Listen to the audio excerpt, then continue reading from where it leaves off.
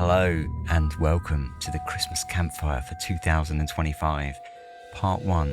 Yep, it's definitely going to be two-parter this time. Another year with just amazing submissions from loads of people. So we've got plenty to get through, which is very exciting. I'm home alone with my dog. I've got my lamp on.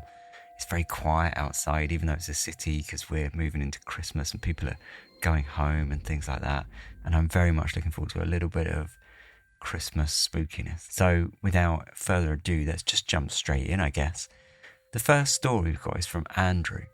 And Andrew writes, in the fall of 1999, before the new millennium and the looming threat of Y2K, I was a chubby high school student in New Mexico trying to impress cute girls and learning things about things to seem interesting. It was all in the fantasy scenario that I would impress the girl that I liked, Lauren, with her pixie haircut and Doc Martin boots. My friend Rich was a nerdy athlete. He did good at school, but he loved football. He and I made quick friends as the oddest kids on the school's football team, where gelled bleach hair and goofy masculine talk bonded everyone else. Anyway, the school that we attended was founded in 1885. It was a Presbyterian boarding school that brought Hispanic and native kids from northern New Mexico or nearby Pueblo to Albuquerque, where they'd get a Christian education from mainly white faculty at the time. The university was one of the first schools in the territory, and the campus is made of many of the original buildings from more than a century ago. If you know anything about boarding schools in the US, they are alienating and sometimes devastating to the students who are forced from their parents and forced to live with an alien culture hundreds of miles from home. I am Native American, but this school didn't primarily target us. Over its history, northern New Mexico Hispanic families built a strong relationship with the institution, but children are sensitive and more emotionally vulnerable when living in dorm conditions away from home. In 1999, the dorms were still in operation.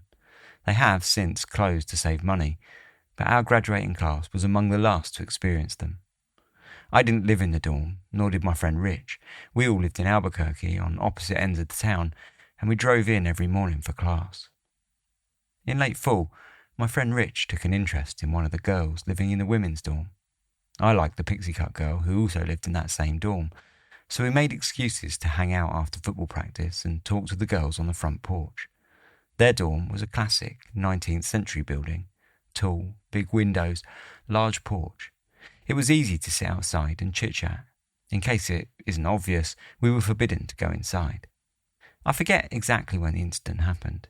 It could have been August, or it could have been September. My memory of the event has waned in the last 25 years. But one evening, as the sun was setting and the sky turned a yellow-orange, my friend Rich and I looked out across the way at one of the older buildings, one of the first built on our school campus. The lights were off and all the rooms were empty.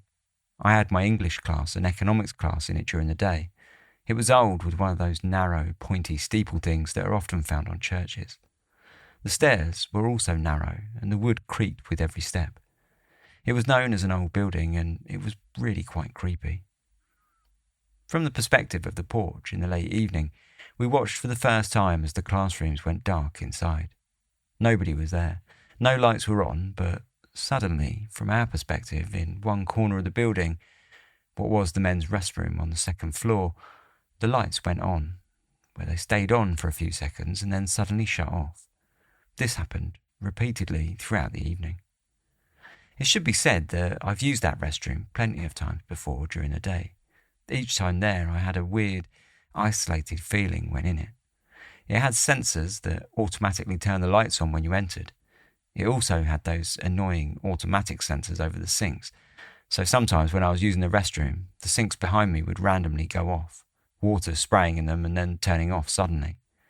This would happen repeatedly when I was in the restroom, and others encountered it too. We didn't think that it was a spirit or a ghost or a phantom or anything like that. We just figured it was faulty wiring or something wrong with the sensors. The supernatural explanation was pretty far from our minds. But it was curious now, in that late evening, to see the whole bathroom light up when clearly no one was supposed to be in the building. We knew this because we watched the cleaning crew leave long ago, and anyway, if anyone did go up there, they'd likely need to turn on the second floor lights in the hallway to see well enough to get to the bathroom.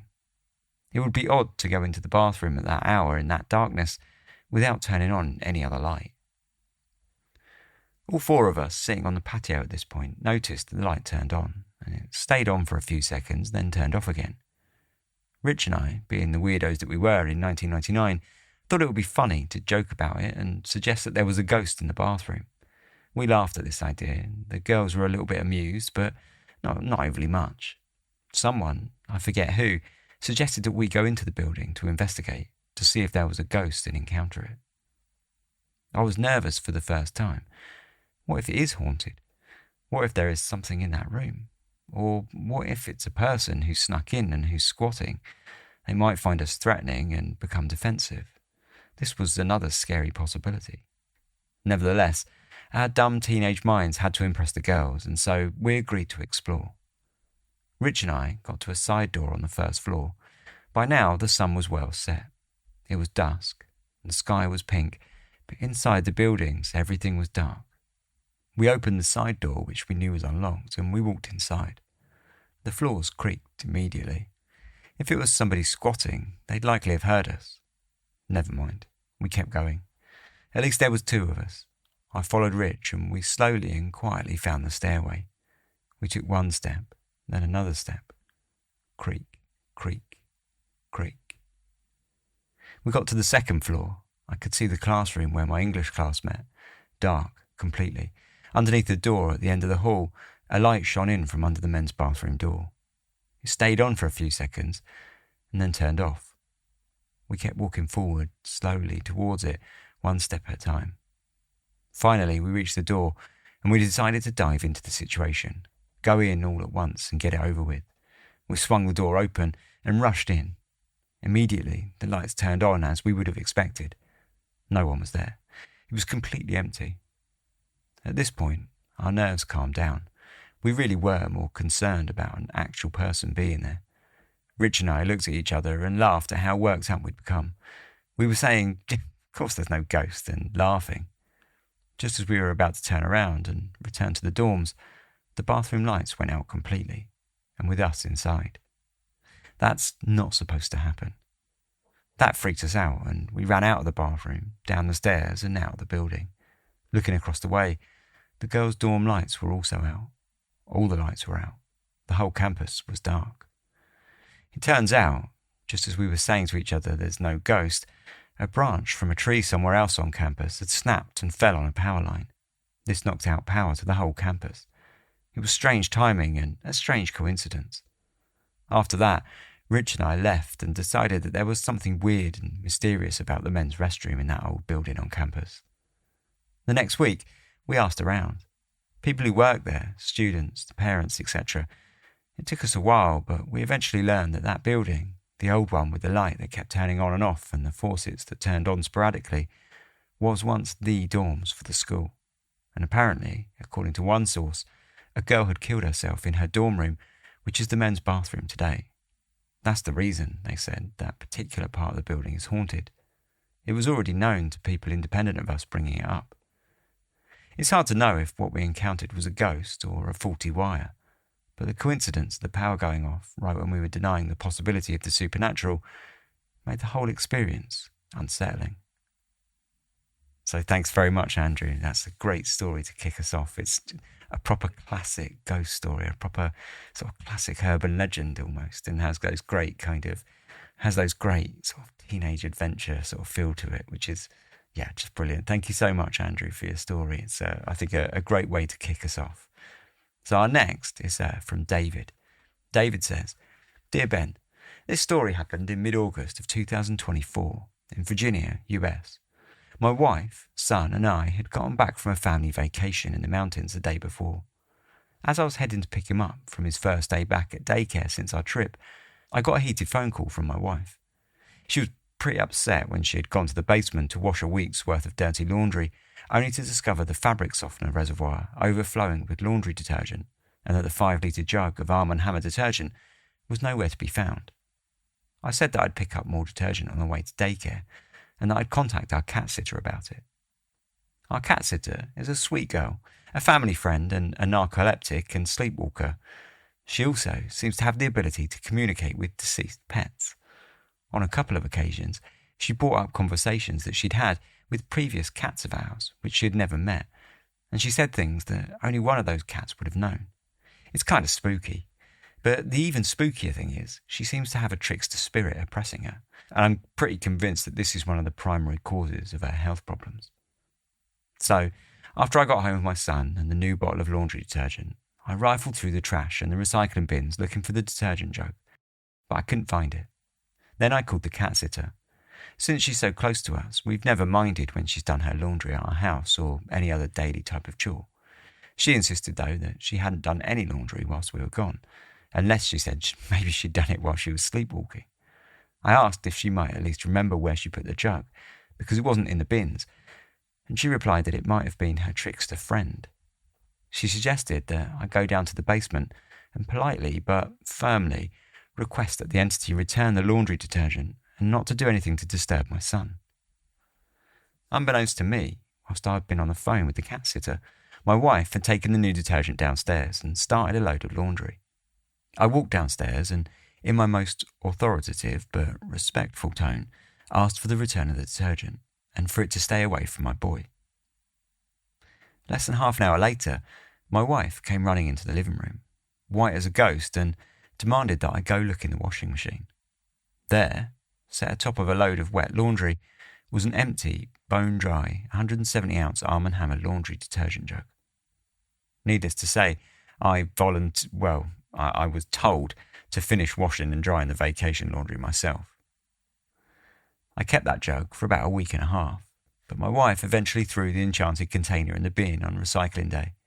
It was a few weeks before she would go down to the basement, and I have to admit the hair would stand on the back of my neck whenever I was doing laundry for a good while afterwards. My son was 2 at the time, and it's amazing how much dirty clothing 2-year-olds generate, so I was unfortunately down there quite frequently. So thanks very much for your story. It's another corker, and I had to love the cat sitter that could talk to dead cats. I think, if I had like any sort of supernatural power, I think that would probably be quite high up the list. I also laughed a little bit, sorry, I probably shouldn't, but at the fact that she did a lot of sleepwalking instead. But when I was younger, I was a prolific sleepwalker, and basically from the age of about 4 or 5 until I was late teenager, I was, it caused a few problems. But I had to have, when I was younger, I had to have a baby gate across the stairs for a really long time, because my bedroom basically turned a corner right onto the stairs, and a few times I nearly fell head first down the stairs. But when I was younger, but when I was older anyway, the reason I sort of laughed is because you do some weird things when you're sleepwalking, and her saying, unless I did the laundry is completely normal to me. The amount of times I got up and got fully clothed, fully dressed out of bed and everything, but before I woke up and realised what I was doing. And the best one, I think, which is not spooky at all, was the time my dad woke me up in the kitchen. I'd bought a wetsuit that day because I used to surf, and I'd bought a new wetsuit, and I'd put the wetsuit on, but only done it up halfway up my back, and then gone into the kitchen and started making a peanut butter sandwich. But it wasn't really a sandwich, it was just 2 pieces of bread, and I was just spreading peanut butter onto it. And my dad woke me up, said, Ben, what are you doing? And I was suddenly realised, no, I don't know what I'm doing. I'm just making a sandwich, aren't I? And just went back to bed.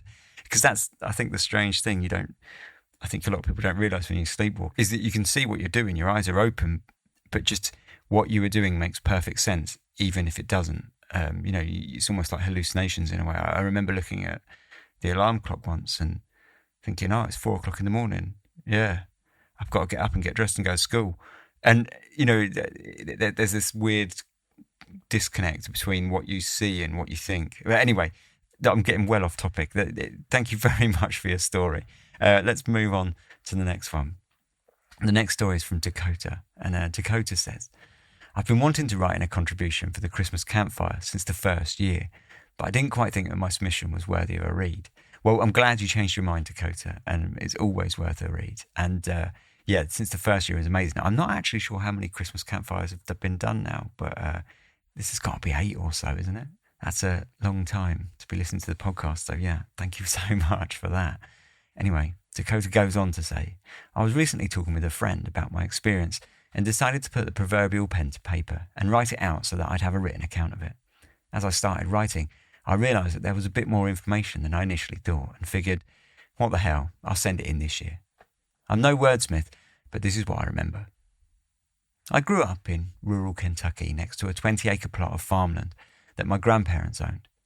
The area had a major Native American presence before colonisation, and it wasn't abnormal to find arrowheads when doing construction or be walking through the woods and see small mounds that were presumed to be native grave sites.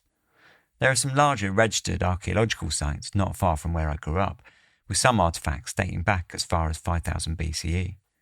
A lot of this information I would learn as I got older, but as a kid I'd seen my fair share of arrowheads and had been shown some grave sites. When I was younger, I could also be a bit of an early riser on the weekends, sometimes waking up an hour or so before my parents, going into the living room and watching television.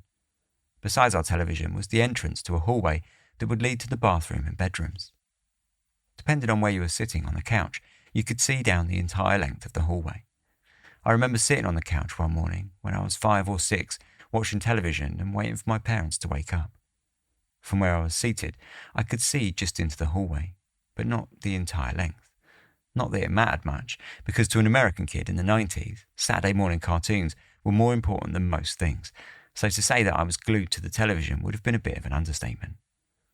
I don't really remember what I was watching, but I do remember being distracted by something to the right of the television. A quick glance over showed a middle-aged Native American woman standing in the entrance of the hallway. But no sooner that I'd registered what I was seeing and brought more of my attention to her, she was gone. While I didn't get a very detailed look at her, some things have stuck out over the years. Her facial expression seemed to be more curious than anything else, almost like a maternal figure checking in on a child. Her clothing was a tanned hide of some sort with blue accents and fringe. I'd go on to learn later that this was typical of the Shawnee. It's difficult to say what I was feeling at the time it happened, but I don't recall being afraid. I likely went on about my morning, assuming that I was just seeing things that weren't there. It's a moment that I never expected to remember almost 30 years later. When I was in university, I'd take weekend trips to visit my parents. We'd moved as I was finishing primary school, so this was a completely different house. Many nights, my mum and I would stay up after my dad went to bed and we'd talk about all aspects of life, death and everything in between. One night, I remember talking with her about paranormal experiences and things that couldn't be explained. I brought up the Native American woman that I saw that morning, and she seemed surprised.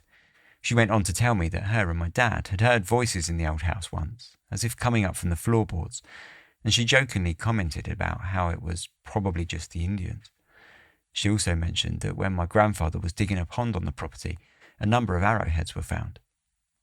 I don't really have an explanation for what I saw, and sometimes when I'm back in that area, visiting extended family, I keep an eye out, but I've not seen the woman since. So thank you very much, Dakota. So that's kind of a nicer story, but it's sort of it feels like the woman not being so threatening or anything was almost like some kind of guardian almost or something. A more sort of warming story than perhaps the first two. Anyway, thank you so much for your story and thanks for writing it out finally and I'm glad you sent it in this year. So yeah, this next story is from Joe.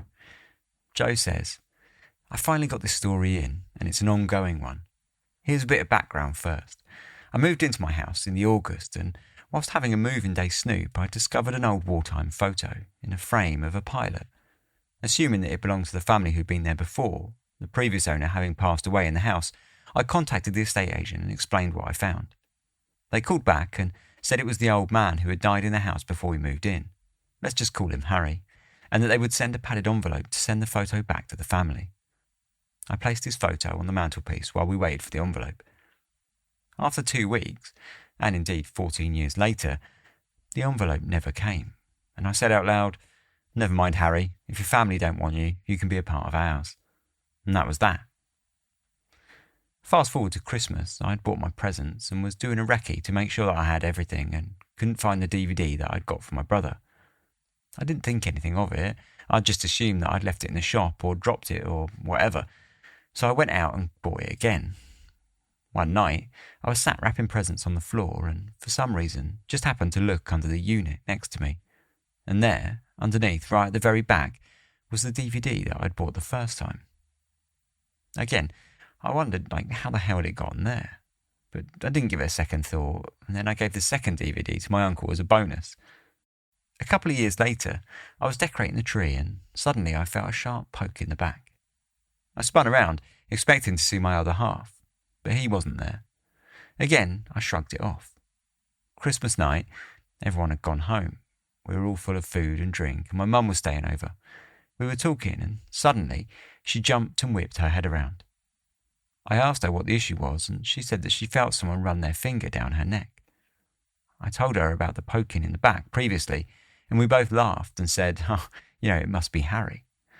My youngest daughter had received a scooter for Christmas, and I wanted to put it in the brick-built shed, so we went to the kitchen to get the key from where it was kept. But it wasn't there. I asked my mum and other half if they had used it and not put it back, but both said they hadn't. I hunted everywhere for it, and as a bit of a joke, I said, "Oh, come on, Harry, where is it?" We had rooms out the back that would have been outhouses back in the day, and I had an urge to look in there. I looked up to one of the shelves in there, and there it was, under the paint trays that we hadn't used since the summer, just sitting there, the key to the shed. I don't know how it got there. There's no reason why anyone would put it there, because why would they?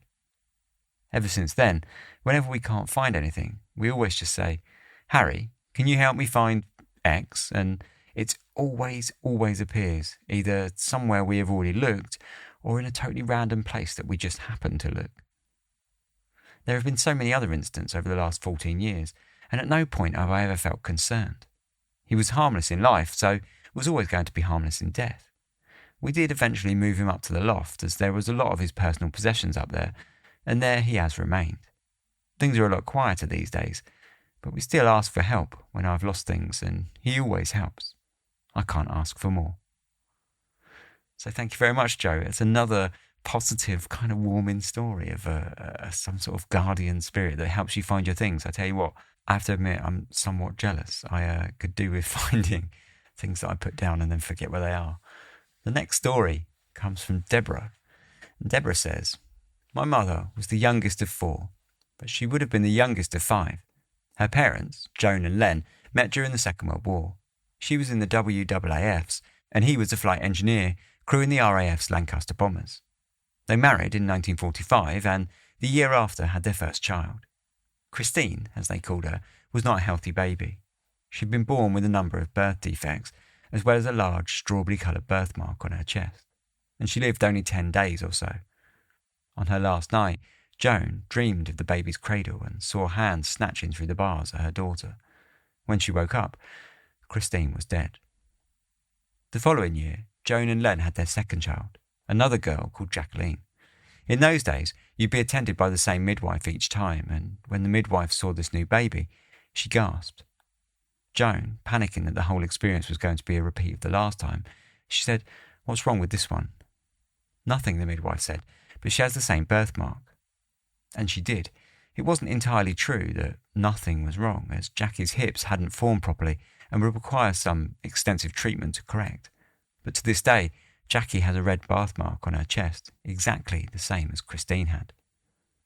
I suppose there's little here that can be explained away, but we've always wondered whether Jackie was Christine coming round for another try. And though you can chalk it up to natural anxiety from the mother of an unwell child, the dream of the snatching hands has always sent a shiver down our spines. So thanks very much for your story, Deborah. But I really enjoyed just a little bit of backstory about your great-grandparents. I always used to spend a lot of time talking to my grandmother about World War II before she passed. She grew up in East London, so, her stories, ever since I was just a tiny kid, I just fueled my imagination and really a lot of my enjoyment for history. So I really enjoy, when I get these stories and stuff and people just sort of give a little bit of background about their sort of grandparents and great-grandparents who were alive during the war. It always sort of reminds me of sitting down and being told those stories from my own nan. So yeah, thanks very much for your story. Anyway, the next story comes from Mike, and we're getting a story from all the way the other side of the world now. Well, the other side of the world from myself. Mike's story says it's an encounter in the Philippines. He says, growing up in the Philippines, it was quite common to see an overlap between religious beliefs and the more bizarre side of the supernatural. brought on by the country's indigenous roots and its subsequent Western colonisation. As a child, I'd heard my fair share of countless tales of the paranormal, and whilst I've since moved to England, one particular story that will always stick with me was an encounter that my dad used to tell, just because of the sheer horror it entails.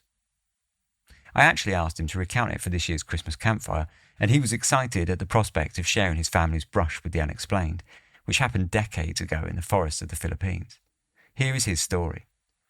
The event took place in the early 1970s, in the island of Palawan. Palawan is located in the western region of the Philippines and was home to the Iwahig prison colony, which was built miles away from the main towns. Iwahig was unique as inmates were free to roam within the confines of the colony, which did not use bars or physical prisons. Instead, the treacherous jungles and mountains which surrounded the massive area were thought to be enough to deter those who might have had thoughts about escaping. Iwahig was then further divided into 4 sub-colonies, one of which served as a home for my father, who was then in his early teens, his mother and her brother, as well as his grandparents, who were staunch Catholics. His grandfather worked as a high-ranking officer at Iwahig, and as a result was allotted his own housing within the colony, bringing his family with him. According to my father, their family would gather in the main room at their house every 7 p.m. for evening prayer, and all would be present without fail, except for his uncle, who was a young adult at the time and fresh out of college, and as such did not really take to religious practices. This was essentially their daily routine, until one particular night where things took a turn for the weird. As my father recalls, it was around midnight when they received a phone call from a rather concerned member of the prison staff. As his grandfather was an officer, their house had access to a landline for any emergencies that might happen around the colony.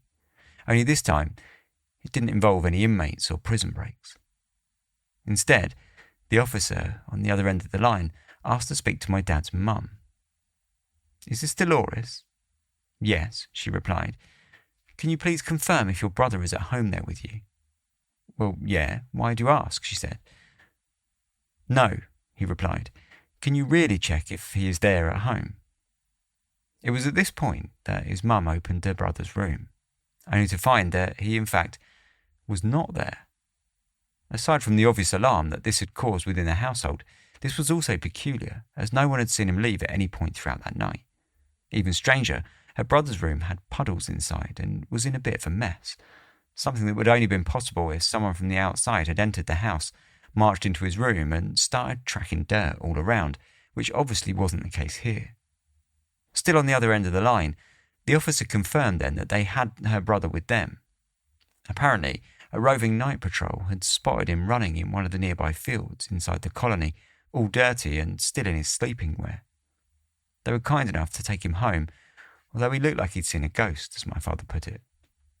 At this point, questions were raised as to how he ended outside in a field a few miles away from their house. According to his story, my dad's uncle had been in his room, ready to turn in for the night, just sometime around about 11 o'clock. As it so happens, his room had an unpatched hole in the ceiling the size of a small plate, which was just wide enough for an arm to reach in and violently grab him from the rooftop. He was flung into the forest outside in the middle of the night, confused and defenceless. His uncle then noticed something stalking him, eventually breaking into a full-on run towards him. His uncle described this something as an extremely tall humanoid figure, without any facial features.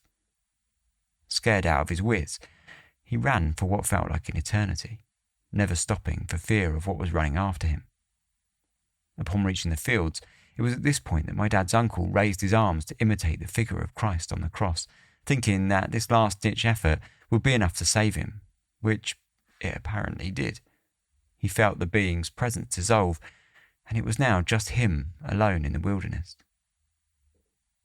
To this day, there's no clear explanation as to what happened. My dad says that there were some other family encounters involving the unexplained, but aside from his uncle's horrifying account, not much was said of the matter afterwards. One thing was for certain, though. His uncle started joining in on their evening prayer routine afterwards. So that's my eerie Christmas campfire story, all the way from the Philippines. Merry Christmas and good night to all. Thank you very much, Mike, and thank you very much for giving the phonetic pronunciations of Iwahig, because I would have struggled with that one for sure. But no, thank you so much for your story. It felt so much like the opening of an X-Files episode from the 90s, like one of the Monster of the Week episodes. I kept almost picturing the uncle in the story standing in a field covered in mud and damp from the rain, a lightning flash in the distance, and this horrified face, and then that cut, like boom, diddle diddle diddle. But yes, anyway, I will sing no more because this is supposed to be spooky, not a comedy. So let's move on from that. Thank you so much for your story anyway. So this next story is from an anonymous writer. The anonymous writer says, "Love the podcast, been a fan for a few years now." So thank you very much. And Anonymous goes on to say, he says, "I've been meaning to send my story to you for Christmas Campfire for about 3 years, but I've never quite got round to it. So this year seems to be a story for people finally getting round to it. So yeah, thanks for that." He said, "I've had 3 ghost type events happen in my life. For the record, I'm broadly agnostic, tending towards skeptic on such matters. Although I've always loved ghost stories and tales of the supernatural. I wouldn't consider myself a believer, but I've had 3 experiences that I cannot easily explain. This story is the most recent and probably the easiest one to tell. I work in the emergency services, and on the night in question was working on a response vehicle with a colleague who, like myself, has many years of experience of emergency driving at all hours of the day and night. We were responding to an incident about 10 miles away in a nearby city at sometime around 11 o'clock to midnight on a Friday night. We were heading towards town on blue lights, with me driving using one of the main A roads that at this point is an unlit dual carriageway. We were approaching a gentle curving downhill stretch of the carriageway when the vehicle headlights illuminated the silhouette of 2 people apparently standing close together in the outer carriageway of the road near the central reservation. A lot happened in a very short space of time. In that moment, I was certain that I was looking at 2 human figures, one taller than the other, and I was trying to consider what they were going to do and what action I should take to avoid them. Were they going to try to dash across the road to get home after a night out? Were they from a vehicle that had broken down, or had they had an accident on the other carriageway? At the same time that these thoughts were going through my mind, I took my foot off the accelerator pedal to lose speed and started to cover the brake pedal to apply braking. I started to weigh up which way to steer if I was going to have to try to avoid hitting them. As I did so, the figures were just no longer there. One minute they were there, and the next minute they weren't. I was quite taken aback, but metaphorically I shook my head and told myself I must have imagined the figures, and I began to pick up speed. As I did so, my colleague turned in his seat to look at me for a moment and then exclaimed, "Did you just see them?" "Did you see them?" I asked him cautiously what he had seen or thought he had seen, and he described the same thing that I had seen. 2 people standing close together in the road, one taller than the other. He too was concerned that they were going to run into the path of our vehicle. I confirmed that I'd seen the same, and it was at that point that it occurred to me that where we had seen the figures was fairly close to where I had attended a fatal road traffic collision in which 2 members of the same family had tragically lost their lives. My colleague had not attended this incident, which was a couple of years prior to this. We were eventually not required on the city incident that we were attending, and so we turned around and made our way back up the same road. On the way back, I confirmed that the site of the fatal RTC was in fact at about the same point, certainly within 50 or 100 metres of where we'd seen the figures. This was easily spotted as flowers were still being put out to mark the site. We also noted that it was clear road and that there were no structures, posts or anything like that could have been mistaken for 2 human figures. In any case, it's a road that I've driven up and down literally hundreds of times, and I'm pretty familiar with. I'm happy for you to use this story if you think it's suitable, but I'm deliberately withholding the area and location, etc., and other potentially identifying details due to the nature of the incident where lives were tragically lost. Many thanks. Keep up the awesome work, and Merry Christmas. So thank you very much for your story and for writing it in. It reminded me, almost changed the people for a horse-drawn carriage And that's exactly what happened to me. And it's exactly how I remember it feeling when you said, like, a lot of things happen all at once. You have all these things going through your mind, like, and you're almost over the fact that you've seen something strange. And then in my case, I was the passenger and it was the driver who slammed his foot on the brakes and looked at me that sort of made me realise, like, we've both seen something here. But otherwise, very, very similar. So thank you very much for your story. The next story comes from Riley. Riley says, "Hi Ben, wishing you a Merry Christmas, and I thank you for all your hard work on the show. I've been listening for years and have been collecting your books." Thank you so much, Riley. And the other books will come out at some point. The later series will come out at some point. Probably not an announcement for now, but yeah, I promise they will. Anyway, Riley continues. "Some years ago, I had the privilege to spend several nights a week staying at a friend's house in a nice coastal suburb just north of the Sydney CBD in Australia.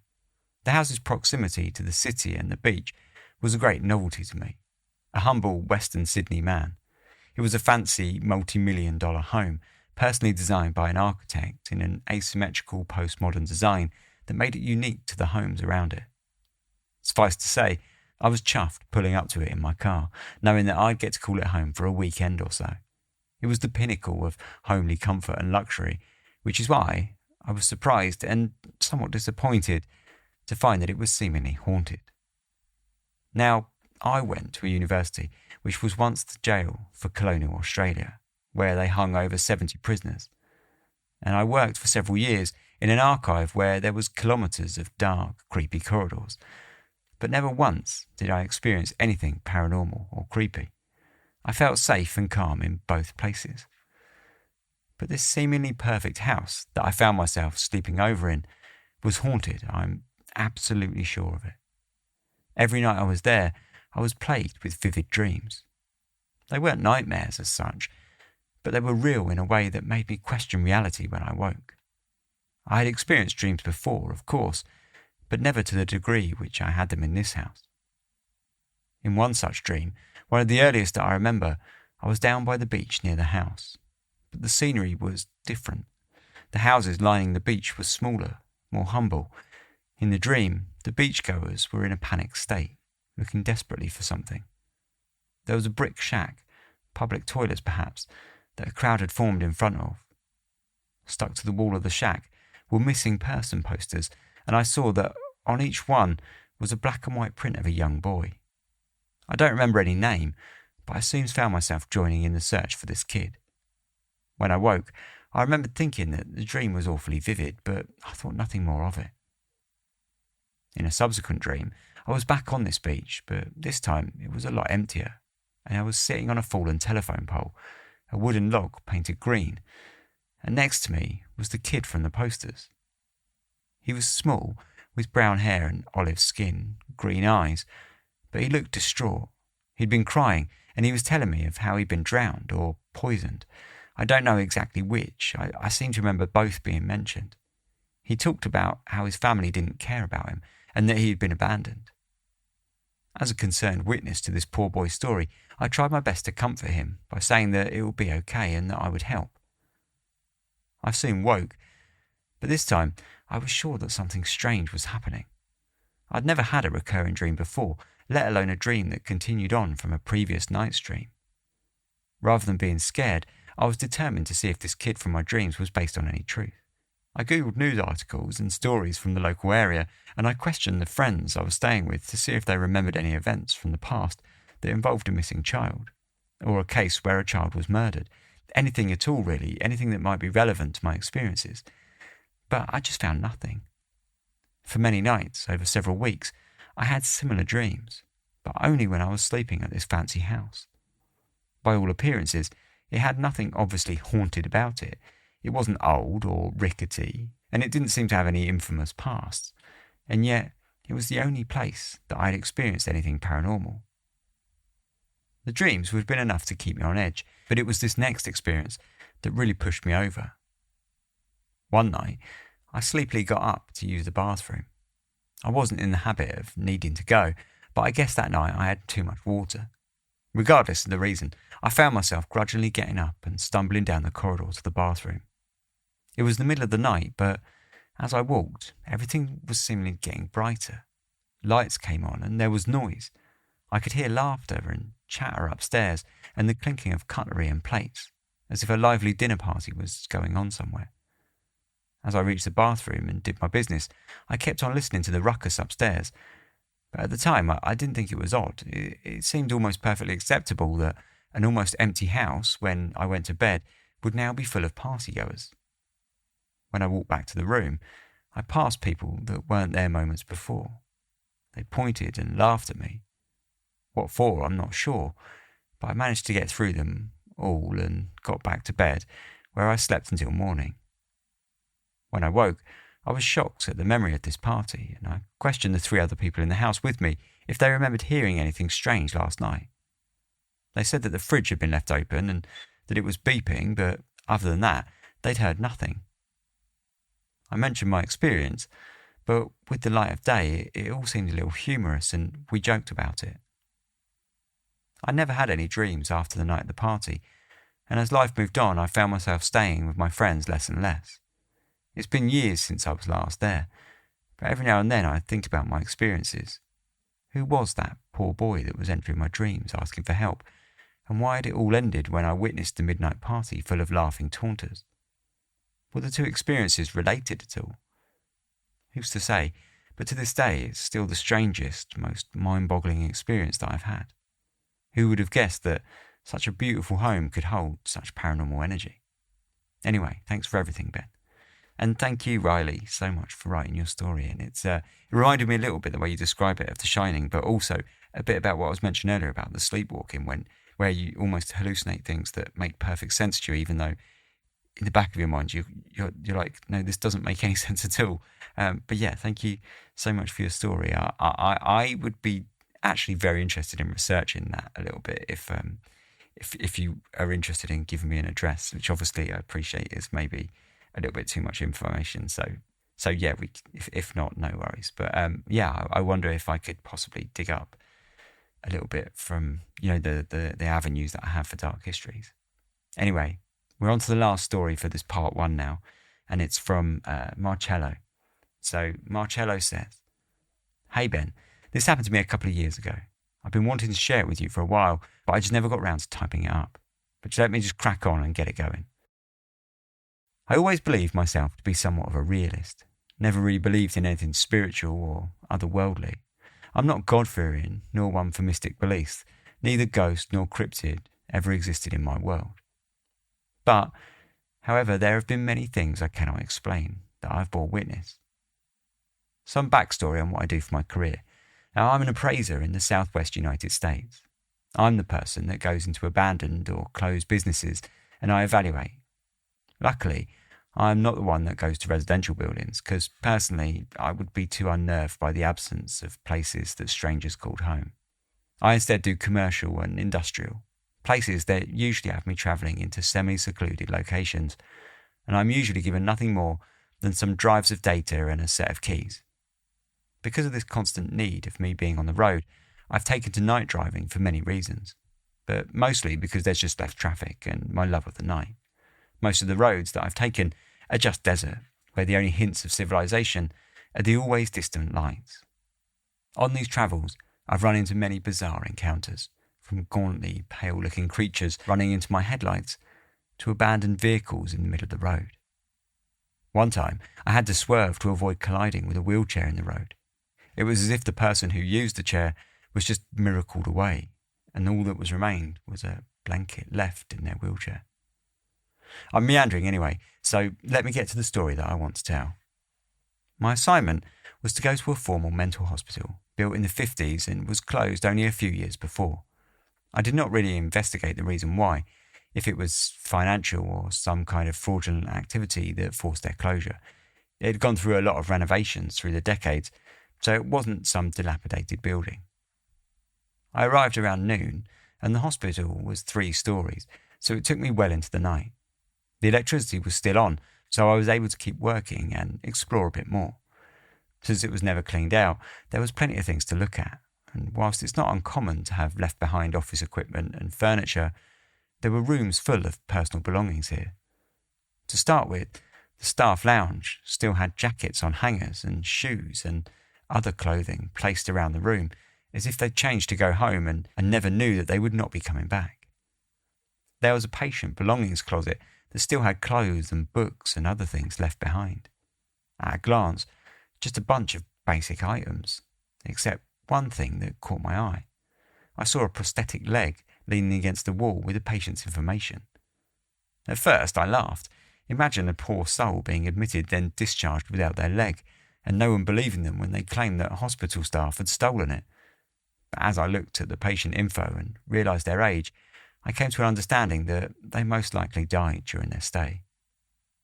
Then there was the cafeteria, with food still in the vending machines that I'm sure was well past the expiration, and brown styrofoam cups on the drinking station that were never used.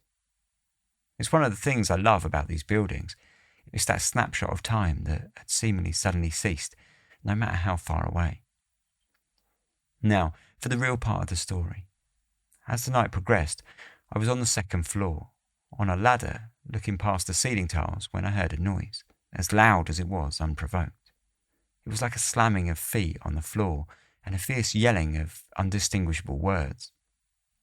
From my position on the ladder, I could kind of pinpoint where the sound originated, but there I was, frozen in fear, standing on a ladder with my head in the ceiling. It was a quick occurrence that lasted about 5 breaths. I know because I tried to be quiet and breathe as little as possible in such a vulnerable spot. Waiting on the ladder for any more sounds, I crept down quietly, waiting to hear a door or anything that might present itself to me of my impending doom. Nothing came, so I just assumed that it was people camping out in the building and that they'd heard me and made a run for it. So I was actually feeling quite relieved that they'd just left and that I wasn't going to get murdered by the mental hospital squatters anymore. You always get that feeling being in these places, the feeling that you're being watched and studied, the feeling that you're not alone. So you're just waiting for it to finally happen. So anyway, I continued my duties, and about 30 or so minutes later, I was further down the hall and further away from where I thought I heard the noise, when the same noise occurred. The same bang of feet and the same screaming chorus. I froze again, peeking out of the room down the hall to this parade of madness that seemed to be happening just on the stairs used to exit the building. When it seemed clear, I clenched my hand tighter and made myself walk towards the door, peeking into the little window and caught nothing but still air. Almost all of the interior doors were locked automatically, so you always had to have a key present. So that did give me some security because I knew that they worked. I paused for a minute and I waited to see anything on these stairs, but nothing happened. Knowing that someone else was in the building with me, I was not going to move or bring any kind of attention to myself, and so I backed off a bit into the room across from the entrance and I waited there, debating if I should call the cops. Maybe my boss or my wife or, well, just anyone really. I revoked that thought and decided the smarter choice was to just leave and come back in the daytime. Knowing that the way out of the building was the only stairs, I was so hesitant to move. But I pushed through, unlocking the door, making my way slowly inside with my head on a pivot, but I did not see any signs of movement. I kept my back to the wall and I skirted it along. It was the hardest thing to let go of that door handle, to gently close the door behind me and hear the lock clicking into place. That sound alone was almost enough to empty my bladder. I continued my path very slowly, not making a sound. Then, of course, it happened. As I was making my way around the bend on the stairs on the platform right above me, I heard the loud stomp, as if someone jumped on the floor right above my head, and the yelling voices soon followed. As soon as I heard that slam, bam, some untapped power in me had been unlocked. In an instant, I was reborn as an Olympian sprinter, shooting down the rest of the stairs, and a short corridor to the exit. I could still hear the yelling continue as I barraged through the exit door. I returned the next day in broad daylight to finish the job and get my belongings that I'd left behind. But I kept a co-worker on speakerphone with me the whole time I checked the building. Thankfully, I finished the job before nightfall, And thankfully, I never heard another noise occurring. And then I got to leave. Ordinarily, I would put all of this down to squatters or teens, but having witnessed it 3 times and hearing the exact same sequence of sounds each time, and that weird feeling whilst in the stairwell, I just can't explain it. While I still lie and tell myself that I'm a non-believer, I also turn on the lights when entering a dark room. So thank you very much for your story, Marcello. And I think it's an absolute banger to end on. I would not do your job. Just reading that, I think there's nothing else to say. I would not do that. I would never. I could never. I'm far too scared of not so much the dark, but just being alone in large places. I always, like you say, you get those feelings that people are watching you and it just creeps you out. I'm far too good at prodding my own imagination to freak me out. I just couldn't do it. Anyway, thank you so much for your story, and thank you everyone for your story for this year's Christmas Campfire. I have got so many stories left to read, so say that will be a part 2 that I'll do sometime after Christmas, probably around about New Year, when I get back from, visiting family and such. And there's always that kind of dreary time between sort of Christmas and New Year, and I'll aim to get it out then. In the meantime, thank you so much for listening. I hope you enjoyed this year's Christmas Campfire. I wish you a very Merry Christmas, Happy Holidays, and a great New Year to you and all of your family and loved ones. I hope you have a wonderful, a wonderful time. If you're not celebrating Christmas or holidays or anything, fingers crossed you get a day off at least. So, enjoy yourself. Thank you so much for listening. And I'll be back in a few days for part 2. Once again, thank you so much for your submissions for Christmas Campfire. It's just such an honour and to read them, and it's always probably my most enjoyable episode. So thank you so much. Merry Christmas. Cheers.